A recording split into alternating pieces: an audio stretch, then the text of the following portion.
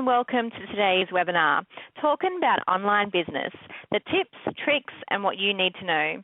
My name is Sarah Gonzalez, and I will be your facilitator for today. Today's webinar is all about understanding the world of online business and creating opportunity. I would now like to welcome our host and special guest for today, Tony Arena, founder of BCI Business Brokers, and Nathan Isterling.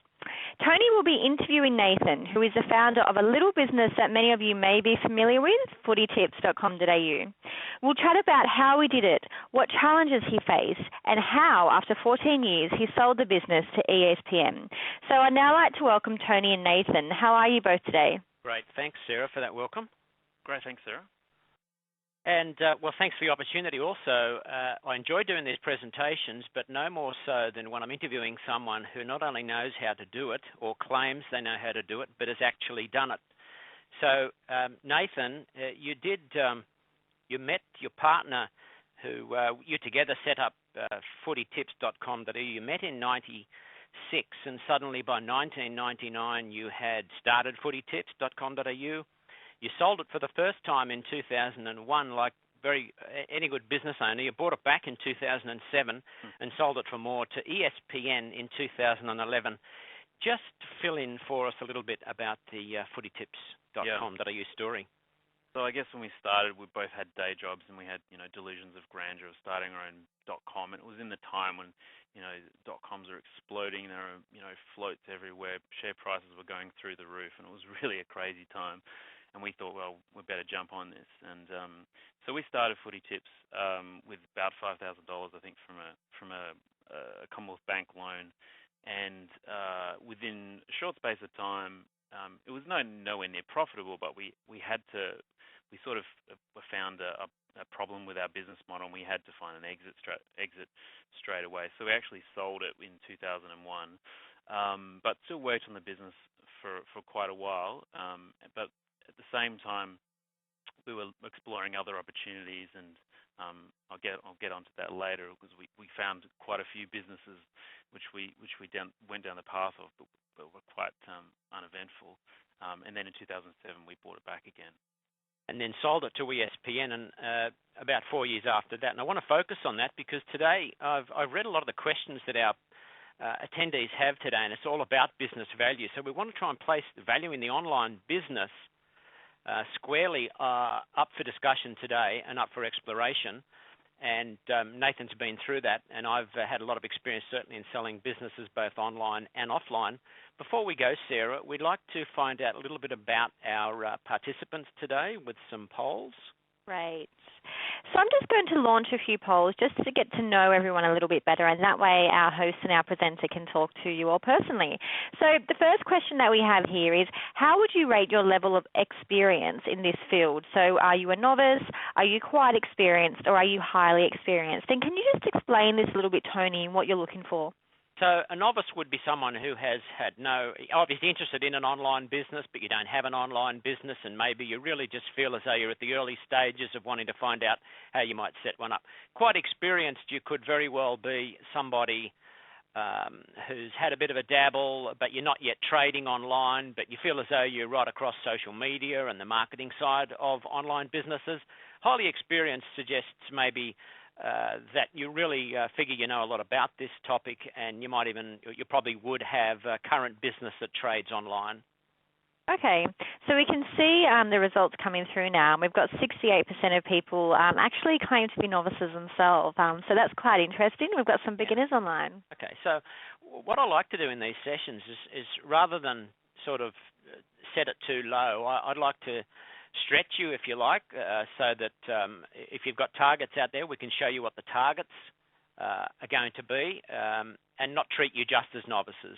So learn from certainly Nathan's experience, and give you targets to reach when you're both creating and growing an online business. And the second one? Yeah, so another poll. So this is really to gauge what you're currently doing. So do you currently have an online business? Yes or no? So if you do currently have an online business, please type in the chat box in the bottom left-hand corner what your business is, or maybe if you're thinking of doing one, what you're thinking of pursuing, and then we can actually move on to the next one. And we can see quite a large majority of people are answering no, they don't actually have an online business. Tony? All right. So, yes, do you have an online business? Yes would mean that you're actually earning $1 out of a business that's predominantly online or totally online. No, and I can see that the balance of the audience is certainly on the no side, and that's very interesting. So this just proves that of the people that are interested in our topic, Sarah, so many of them are yet to put their toe in the water. Okay, great. And while I'm going on to the next poll, we have a question here from Greg. So can you just define, I'm not quite sure if you're going into this, but define online business. So a business that is created, trades online, where you're actually monetizing your ideas online. So you might be selling goods, selling services, or some other way making your money through online pursuits. Sure. I think it's probably important to note that if a lot of businesses, a lot of offline businesses need to advertise online, so they definitely need to know at least the media size, how to reach people online. Yeah, so an online business, however, is not advertising your offline business. It's where you're actually making money by virtue of your online pursuits. So we were talking to now Nathan about footy tips. So let's get back to that. Great. Nathan, you had a partner. You just happened to meet him at uni. I think you feel as though you were lucky that when you got together, you could work together. Was that important? I think it's the essence of the success of our business. Certainly, it wasn't just the case that we were friends, but we could talk each other frankly and have a pretty heated argument and get over it very quickly. And I think without Heath, we could never have achieved what we achieved. So what do we have to think about if a lot of people come up with business ideas and they're on their own, and of course a partner looks appealing, number one for expertise and secondly for money, but there's pitfalls. I mean, it's a bit like they say, only 50% of marriages succeed and they both love each other. So in the business relationship, what are the key things for someone to be careful about in considering taking on a partner? I think the number one is trust. So you have to absolutely trust this person with your money, with your reputation, with all the core things that you hold yourself as a person. And I want to talk about also the early success of Footy Tips. Now, it started out, you thought it was going to be an advertising site, and then it evolved. Tell us a little bit about the Footy Tips story a little bit more. So when we started the business, we thought, it would be a media business. We'd make money off eyeballs selling the media to people at a huge CPM. So just come back. Eyeballs is selling advertising. The number of eyes that you can prove, the more you can charge your customers for advertising. Yeah. Okay. Exactly. Yeah. So, that was the initial business model. But as time went on, we realized we had the .com bust in 2000, which really kind of put a hole in our canoe. So we had to find another business model, and that was the ASP business model, or white labeling, or software as a service. So we would provide footy tipping sites for other organizations like 9MSN or Fairfax and power their sites and get money from them. And they just brand them, and so instead of them going off and reinventing the wheel, they come to you, you rent them something. So that was the second iteration of footytips.com.au. And then it grew from that as well. Yeah, that's right. And all the while, we still had that main site, the footytips.com.au site, and we were building that platform and building the audience on there every year. And probably the biggest part of our success, and I say this, if anyone asked me, how did you build this? And I said, we were just consistent. We didn't do anything amazingly well. We just didn't make any big mistakes.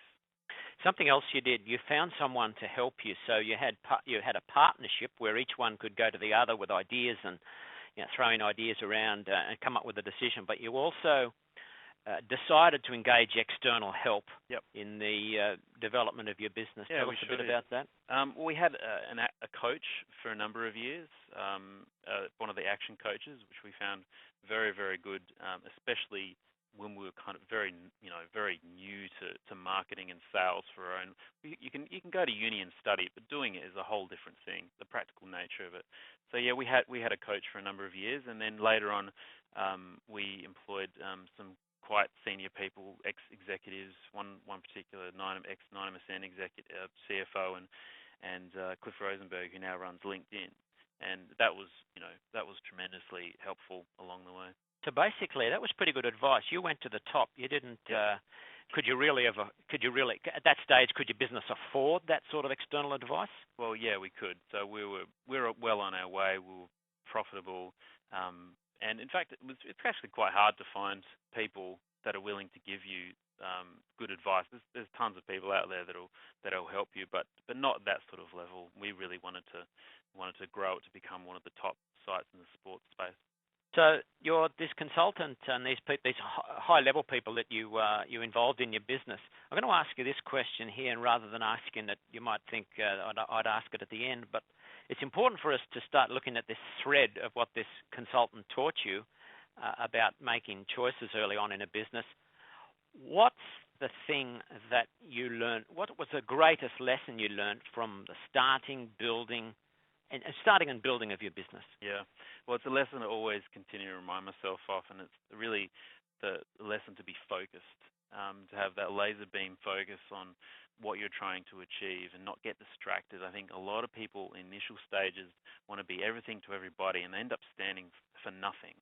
So the most important thing for me, even now, is to find something and go after it, have one single objective in mind, and it makes everything it clarifies all your decision making. Okay, so here's a couple of kids at uni and full of ideas and brainstorming, having a lot of fun. You had 100 ideas, and someone came early to you in your career and said, hang on, guys, if you're going to be successful, you're just going to have to pick one or two. Yep. And that's what you did, and you ran with that. And even that changed over time, but at least you learned that lesson of focus. Yeah, that's right. Okay. Back at the time, we probably had our fingers in about 3 different businesses, and not all of them were.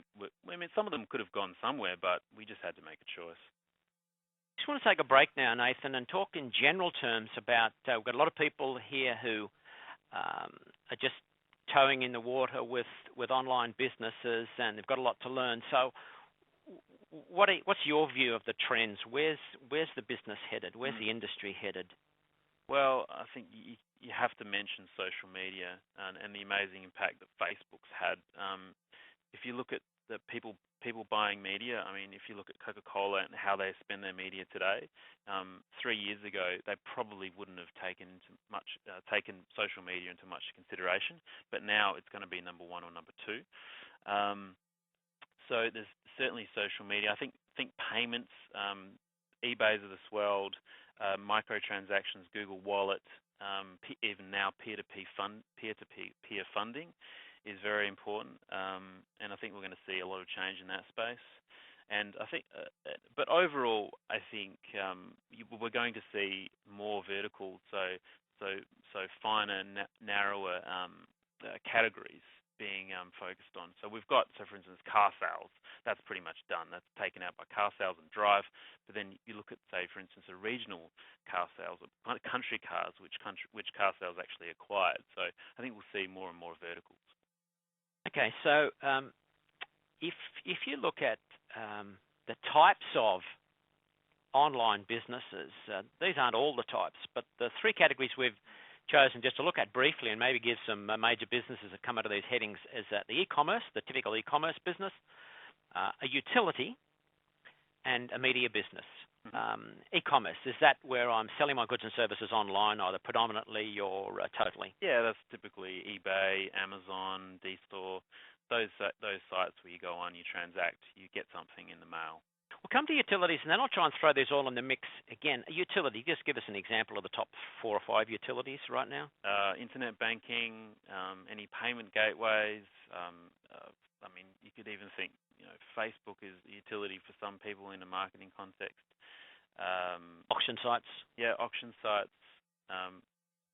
Any app, for instance. So people sitting down having a good old dream, I think I'm going to come up with a killer app that'll kill the world. What percentage of people are going to come up with a killer app?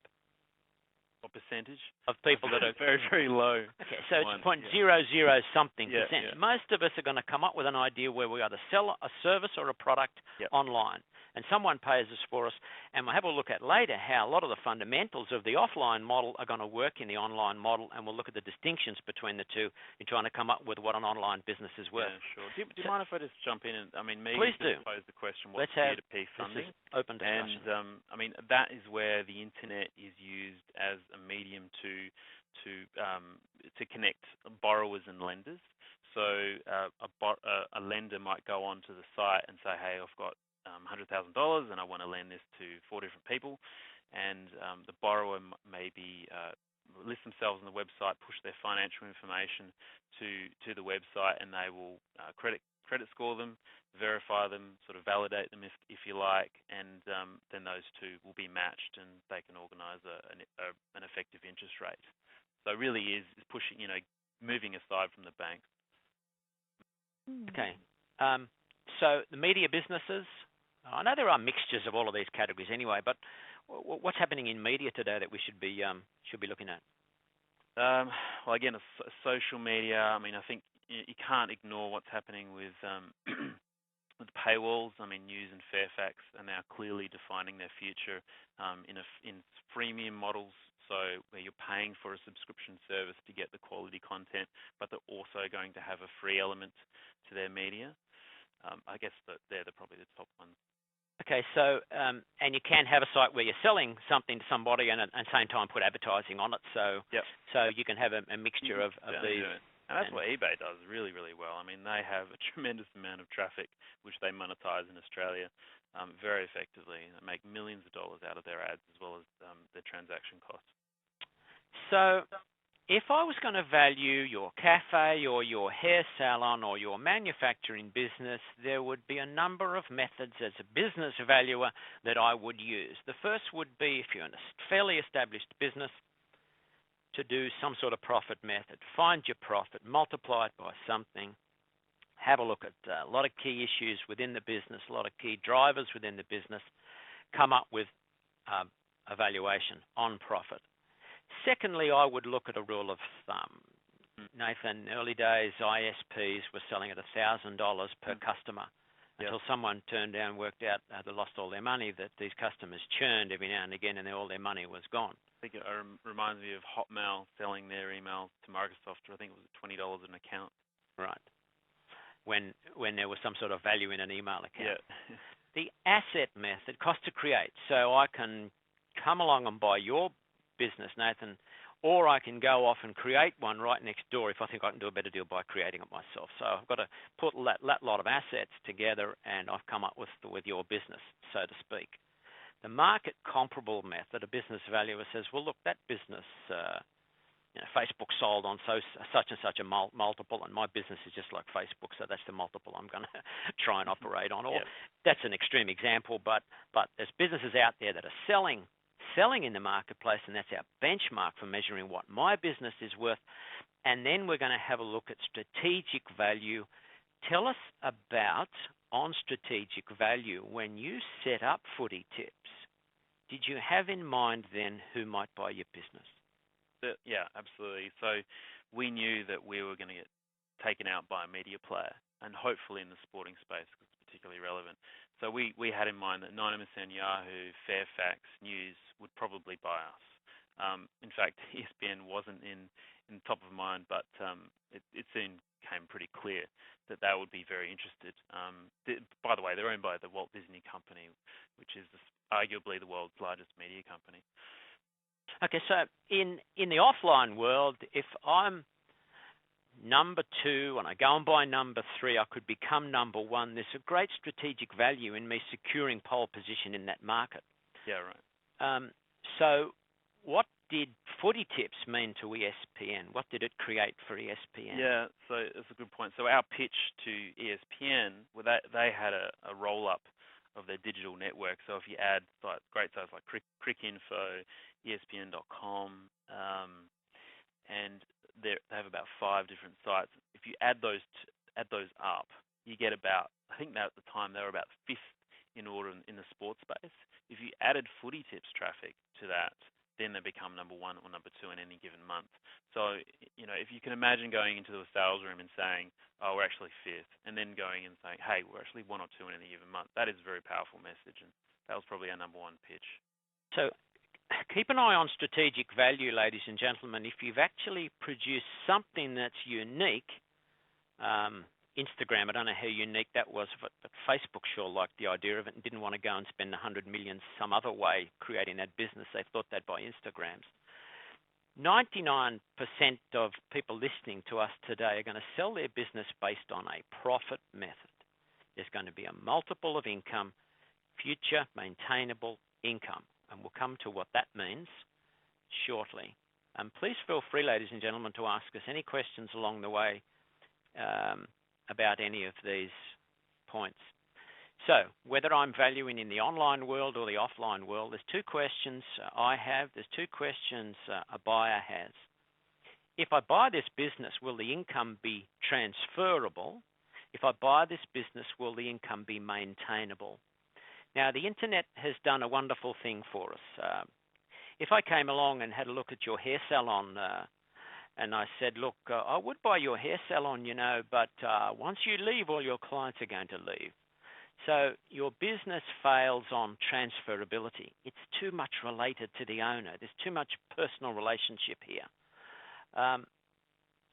If, on the other hand, whilst the internet has provided me with some good scoring on the transferability point, maintainability is an issue, and we'll come up to look at this when we look at volatility. But Nathan, when you were selling footy tips, transferability and maintainability were important things for you to be able to prove to your buyer. And what did you learn, if anything, from what transpired in that space? I mean, how transferable was the footy tips income? Well, I think when you luckily we were speaking to a media company, so they clearly thought they had a really good idea about, running that business. So we didn't necessarily need to prove that it was a sustainable business because they thought they could take it over and just run it, which they can. So it was more about proving sort of historical performance. We had the technology we said we had, and basically just verifying everything we'd pitched to them. Okay, so really that was as much a sale of assets as of maintainable future income. Yeah. Okay, so anybody with any questions at all on those two, please feel free to try and refer us to anything that might be relevant in your business. Right now, having looked at some key valuation methodologies, I thought we'd have a third poll, Sarah. Why not? While we're going into this poll, do you think online is safer than traditional business? Feel free to answer yes or no, and also put your responses in the chat box as to why you think yes or why you think no. And there's a question from Megan. So this is for you, Nathan. So how did you increase the traffic to your online business? Yeah, so the nature of footy tips is really user get user. So if you start a footy tipping competition, you want as many people to join it. So they actually do the marketing for you.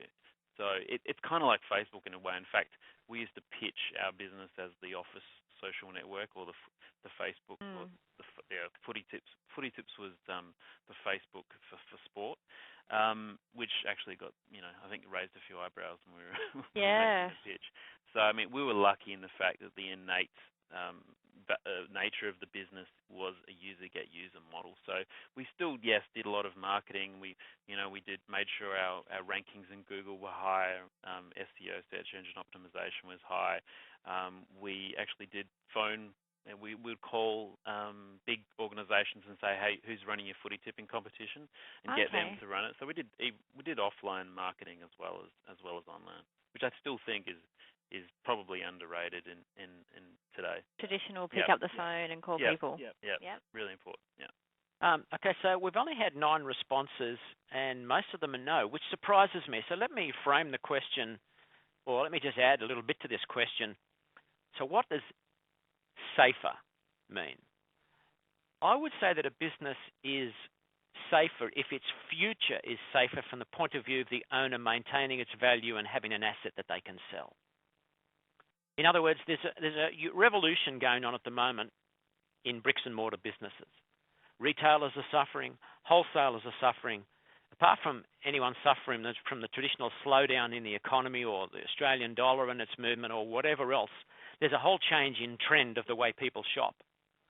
And so there's a balance of opinion. So feel free to continue voting. So there's a balance of opinion that you don't think online is a safer bet than a traditional business. So if you want to put your comments in the chat box, feel free to do so, because I'm interested in that response. I just convinced 2 more people to vote yes anyway. You're a salesman. Yeah. While we're just waiting for more people to vote on that poll, so Megan's just gone back to this question regarding traffic. So you did mention your Google optimization. So did you employ someone to make sure your rankings in Google were high, or did you educate yourself on that? Initially, we did it ourselves because we didn't have enough money or the budget in the area, and we were pretty lucky to own the number 1 position because we were the first. We have a great domain, which was kind of the generic term for the product.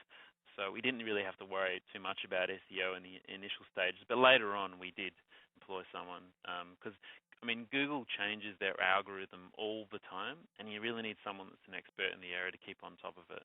So unfortunately, but if you're starting out, you've got to learn it. You've got to learn the basics. And I think it's kind of, you can apply the 80-20 rule. So if you get the 80% of the stuff right and how you set up your site, you can probably do most of the SEO grunt work. Okay, so Graham's telling us that online will still rely on a physical presence. Just give us a bit more on that, Graham, because the less you rely on a physical presence, the more value your business has. Unless you're talking about being complemented by a bricks and mortar store, which I'm not so sure. So Graham, just fill that in a bit for us. So Greg says, agree with Jamie, every business should have a mix of both instead of putting all their eggs in one basket. Depends. I don't know that I'm necessarily, I like diversity and spreading of risk. So it's probably not going to be a bad idea, but it depends on how much each side of the business takes you to keep up. If your online is growing at a nice rate and your offline's dying, there's one direction you've got to go. Do you recommend anyone? Megan, you're getting good value out of this session. Do you recommend anyone to doing your social media or your search engine optimization? Is it Megan or Megan? Sorry, I think Megan. Probably it's Megan, isn't it? Yes. So do I recommend anyone? You know what? I'm looking for someone right now, so I will have to get back to you on that one. I've used people in the past, but they've moved on, and I've been out of the game for a little bit, so I'm going to try and find someone soon. So I'll let you know if I find. He says he's out of the game. He's an investor in how many businesses now since you sold? 4. 4. So he's out of the game. He's just an investor and involved in 4 businesses. So you just want to be out of the game that much one day. Physical means. So Graham, you've helped us with physical means there will still be some reliance on materials, people, or buildings. Well, possibly. The thing that we're finding right around the office and retail network at the moment is how there's not a lot of reliance on buildings, that people are living up to this promise of the home-based business, the paperless office, and being able to communicate via things like Redback conferencing rather than going to a physical office. There's a plug for the operator. Thanks for that, Tony. Graham, if you're looking at investing in terms of asset classes, I think you're absolutely right. You've got to have diversification. You can't invest everything into online businesses. But if you're actually running a business and it's your primary job, then you've got to have focus. Like I said before, so I think to have that kind of diversification, trying to meld in offline components into your online business for the sake of it, I don't think that's healthy. I think you should be focused on the one thing, be it online or offline. Yeah, so Graham, we could talk like this all day, but you're saying home-based still relies on a home or a building. Yes, everyone has to be sitting on some piece of earth somewhere, generally surrounded by a building, but I'm saying that there's so much more of business now is contained within this little box we're all looking at the moment. It's what you can do digitally and online and through collaboration. And one of my points later, which we may as well zoom into, is what are the key factors in what I see as a business valuer add to value of both an online and an offline business. So Sarah, we published the results of the... Yes, I've just taken those down. and they did change slightly. Yeah, so we evened up the yes side. Yeah. So what I want to talk about just quickly and get Nathan's comment on this is Amazon. We're talking about startups. We're talking about progression of business and improving a business. If you can make out the blue line there, that's Amazon's net income, so the trailing 12 months, so it's a very current profit, from 2007 to 2013. Look at the roller coaster ride of the online business compared to Coca-Cola, McDonald's, Philip Morris, and Schlumberger. Now, I don't know what the investors have done with Amazon, but I think people are holding Amazon for the long term. Nathan, this is like nothing we would see in the offline world. Yeah, perhaps. I mean, maybe in mining when you see them make a big potentially investment mining, in mine. Yeah. But Amazon is. I mean, if you have a look at their share price, it's been tracking up for ever since inception, really. So I think what you're seeing now is Amazon's making a big investment, so that's why their profitability has gone down a bit. But shareholders haven't seen that as a negative. They see that they're investing in the right things and investing in the future, so it's been seen as a positive. So I think you're just seeing a bit of a cyclical movement there for Amazon and probably investing into the hundreds of data centers that they have around the world. Yeah, so it's a profit we're looking at, not sales, just remember. So trailing income, the previous 12 months, difference between online and offline, and investors preparing to stick by, as Nathan says, stick by the stock. So whatever I'm valuing, here are the important and key value drivers. Firstly is cash flow. As I said, most of the time you'll be building a business that has profit and you'll be applying a multiple to that profit to come up with the valuation. Nature of earnings, I'm a big fan of ongoing income, income that's just paying a little bit a month from a lot of people, income that's pretty well, we believe it's going to stick because of the nature of it's easier to stick with this supplier than swap suppliers. Market position, level of automation, that's my point before about as much as you can automate your business and have it not reliant on people, as long as your wage costs are a small percentage of your sales. Years established, which is not only track record, but it helps your Google ranking, and strategic value. Nathan, which one of those was most important for you guys? For an American business looking at an Australian business where there isn't much opportunity to take that particular business offshore, cash flow was number one. Okay. So our objective was to make the most money in EBIT multiple as possible. And the second one is to have a market position so that we not only had good cash flow, but we had excellent scale as well in the area. Yeah, so that market position and strategic value we've spoken about before, but that was thinking about right through the building of the business, who was going to end up being a potential buyer. Yeah, certainly. So, I think. Sorry. Well, Mark H there has asked, what was made a statement rather, saying that online has a greater capacity for copying and duplicating. I think that's absolutely true, but that's one of the great things about online. You can start a business from your bedroom with, like I said, $5,000, but even less now. You can buy rent servers off of Amazon and start your business in no time. So yes, there is more risk because someone could come along and take your idea and do it better, but at the same time, you can have another idea and start another business. So this is our second page of key value drivers. These certainly, well, most of them, I suppose, relate to offline and online, but they're particularly relevant in the online scene. So the Google and Nielsen rankings, which I'll get Nathan to comment upon. Database numbers, I'm saying they're irrespective of the profit. If you have a large client base and you're regularly in contact with them and they really love getting what you're sending them, there's a connection with your clients that could be buying today or sometime in the future. Unique or valuable content, this is where the paywalls, the pay media sites are hoping to win in the end. A high gross margin, again, my point on low rent, low employee cost, although we know that infrastructure comes in a big way. If you're, as you said, Amazon's spending quadrillions on their server housing and buying equipment. And brand and intellectual property, I mean, I want to leave that to last, but just take us through a couple of those, Nathan, on the key value drivers. So Google and Nielsen, I mean, they're just the two value metrics. I mean, Nielsen is probably seen as the number one metric in the market in terms of a media planner buyer. So it's important for us to be in, like I said, in 1, 2, or 3 position. Database numbers, obviously, they're just, it's on your balance sheet, backs up the value of your company. And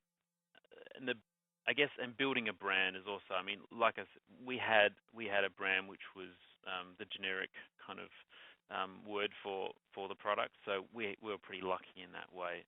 But again, that just takes time and consistency. I think there's another way that I measure brand. For example, brand talks to your customers about what you believe in and seeks to find out what they believe in, so there's a match at this trust and belief level. So how many times have any of you heard this year someone tell you about the customer service they got from shopping at a particular online store? I've heard it 3 or 4 times. I've heard them say, I ordered the clothing, it arrived at my place, it didn't fit, I sent it back at their cost and they sent me the right size. Now, we're trying to set up that online businesses, don't need people and it's all about a faceless machine. It's not, but you have to manage the customer service relationship to give you that brand so that people go, well, I could buy my shirts from 3 different shops, but I really like this shop because. And then your brand has been spread by word of mouth. And now you have a business that can be sold, because the other 2 shirt sellers, they are such a confusing website and you can't even find your size. You don't like any of the brands and they're not as nice to you online. So it's not an excuse not to be nice to your customers. In fact, it's a motivation to be nicer to your customers, because there's not this walking in the shop, oh, there's can I try it on? Lovely day today, Mrs. Handley, how are you going? There's none of that. So you have to replace what used to be there with the new customer service treatment. Nathan?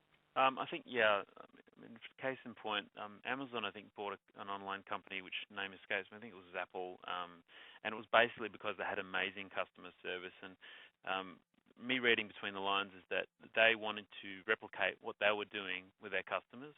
I mean, Amazon has pretty good customer service. I'm not sure if you've ever interacted, but for instance, I dropped my Kindle once, had a crack in it, got onto customer service, and they instantly sent me a new Kindle within probably a week, which is pretty impressive for an American-based company.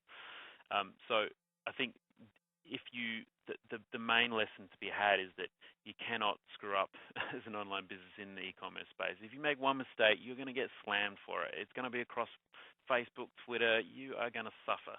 If you have a really good experience, some people are going to talk about it, but most people are just going to focus on the bad stuff. So you just cannot make a mistake.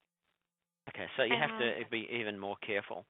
Just on that as well, just with that Zappos story, that's a great book for anyone to read. As part of initiation here at Redback, all new employees get given that book by our CEO. So it's a story of Zappos and how they built their company around customer service. So definitely recommend that. Let me see. Zappos. Any other questions that we haven't attended to? Feel free to continue to ask the questions. What I plan to do is, in about 4 or 5 minutes, just hand it over to questions to you guys. We do have a little bit more material to go. I just want to cover multiple, so the scientific part of the presentation is ahead of us.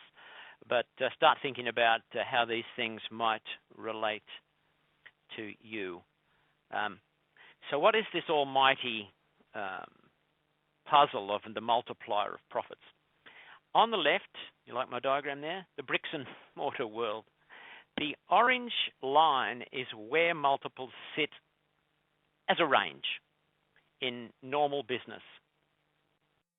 So if you want, that's 2 to about 5. Now, it's got to be a pretty good business to get a multiple of 5. And what do I mean by profit here? I mean earnings before interest and tax. Don't line them up with the stock market, because tax is paid on those earnings. But this is earnings before interest and tax, but it means an owner having been paid a decent wage and all other extraneous or one-off items being adjusted, so that this is what a buyer should expect to pay without having to deduct interest or tax. Now, At the bottom of that, there are always businesses worth zero, so that's our starting point, and that's the white line. The red line is off the scale. So do we have businesses that get 9, 12, 15? Same as Nathan said, if there's strategic value, if there's something special, if there's high brand, if this purchase will make you number one in the market, if they have a reputation that you can't replicate, if they have a product that you haven't got, a patent or a design that you need, then the outliers apply. Let's go across to the right-hand side and look at the online world. I didn't have this stat till I met with Nathan a couple of days ago, and I said, what is the multiple? And he said it's 5 to 15. So just do the maths. Let's say 2 to 4, 2 to 5 maybe, 5 to 15. It's about 3 times more valuable for each dollar of profit that you have in an online business. Now, I know you're all going to rush to the keyboard to say, well, that doesn't apply all the time. And of course it doesn't. We're talking about a range. And Nathan, this range is a valid range. It's a big range. I mean, some businesses you'd argue that will probably only get 1 or 2, even maybe just 1. But I think if you are in a high growth area, you've got demonstrated profit results, and you've got a plan for a projected profit, then you can easily be in the 5+ range.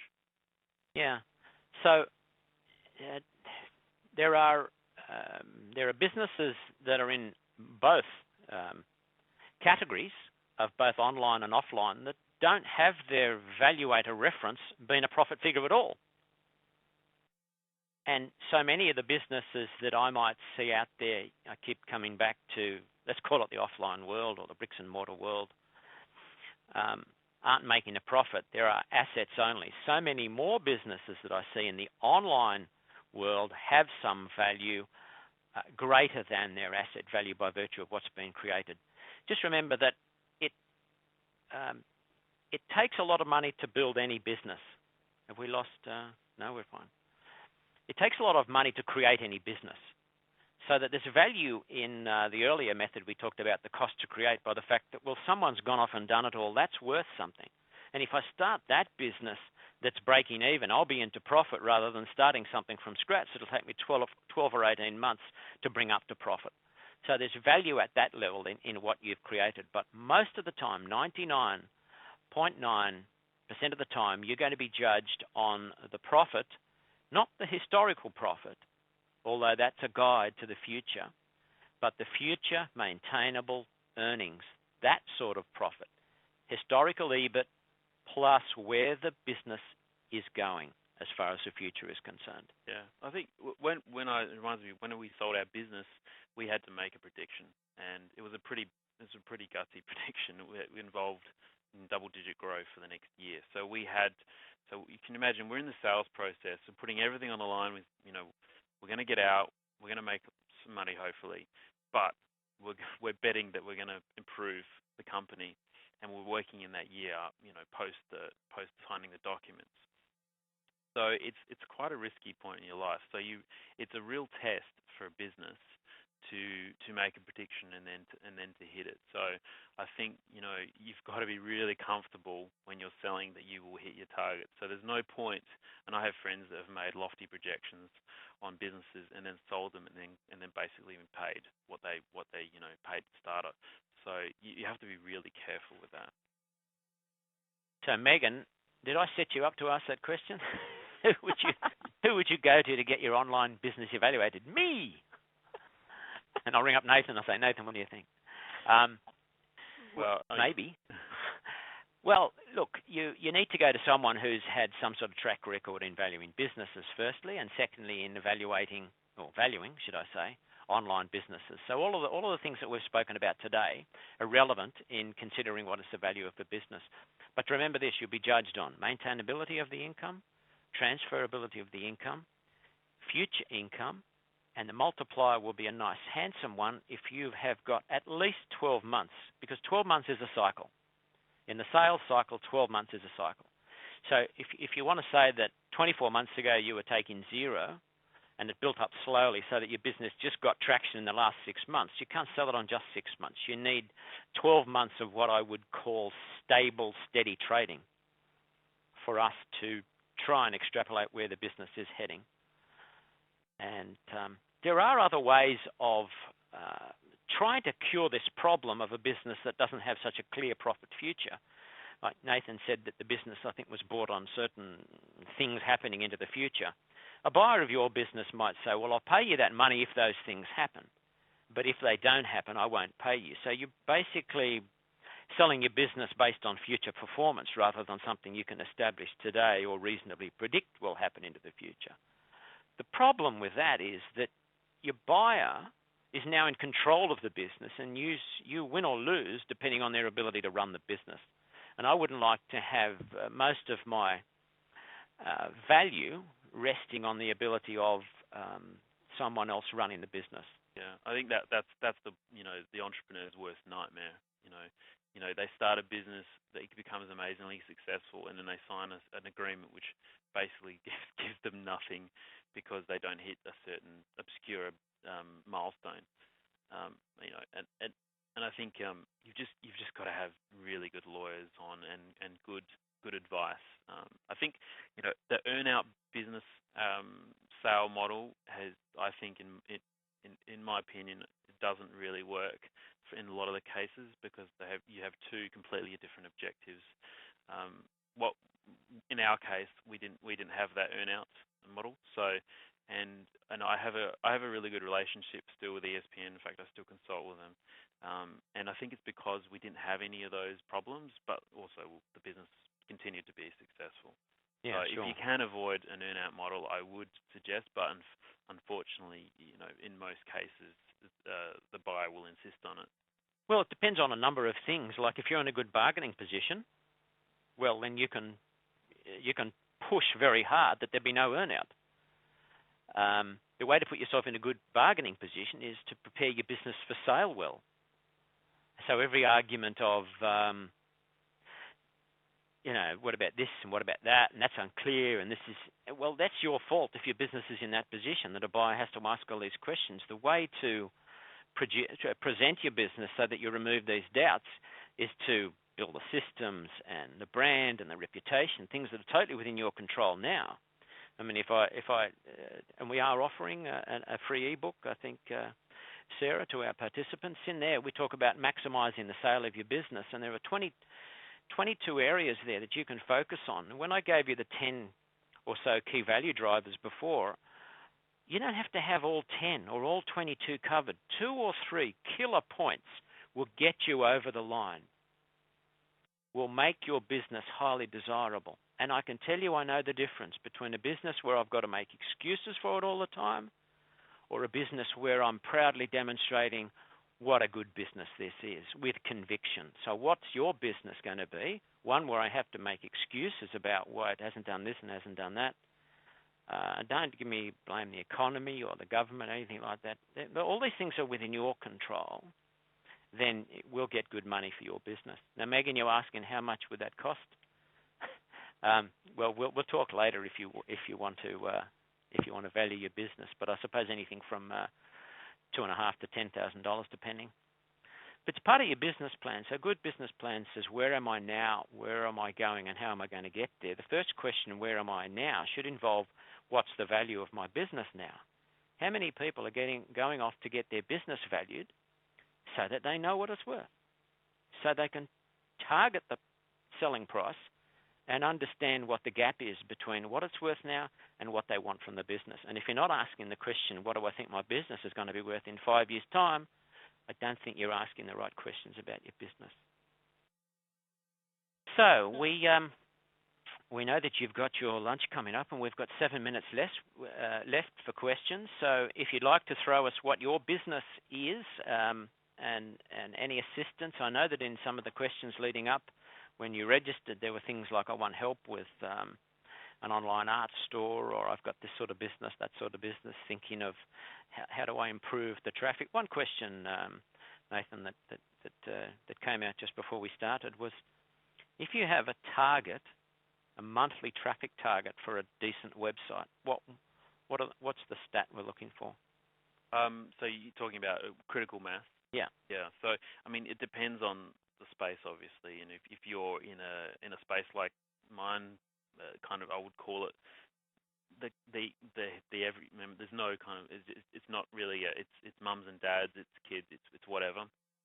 So if you're trying to build a business around media to sell eyeballs and monetize eyeballs, then I would say you need to have at least 150 to 200,000 unique visitors per month.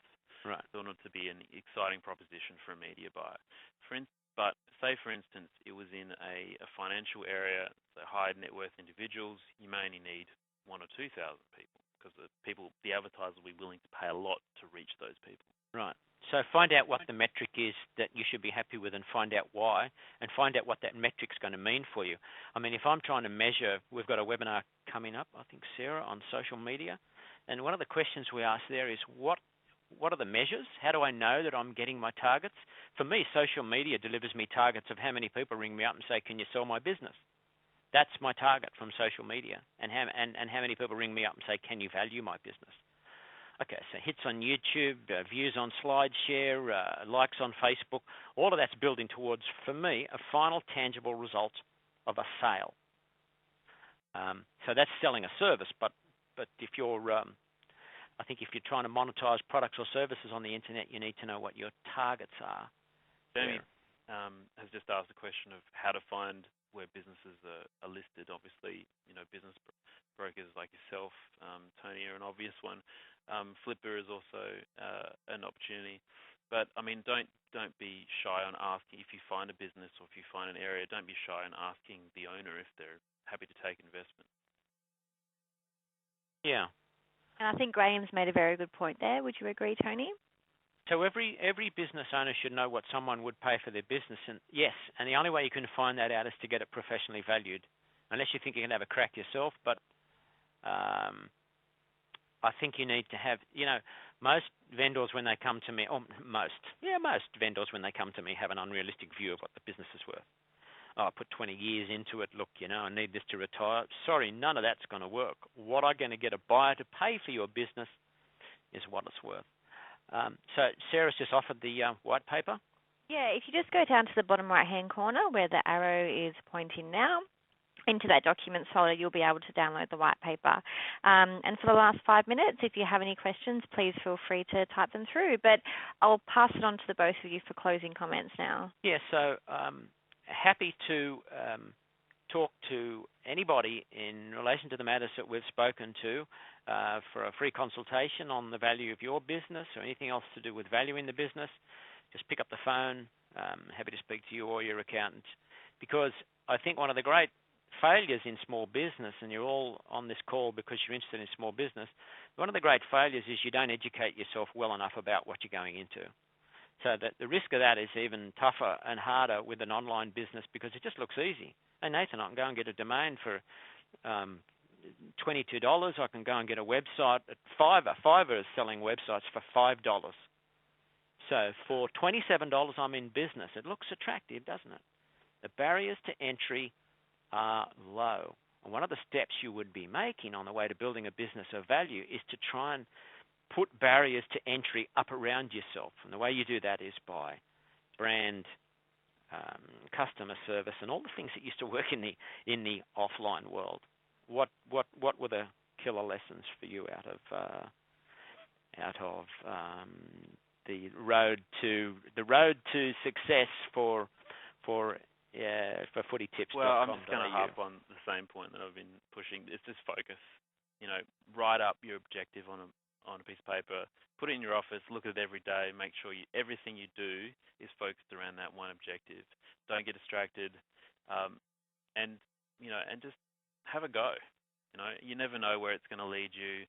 You may be a success, and may be a failure. If it's a failure, that's fine. Learn from your mistakes. Start another one, or don't.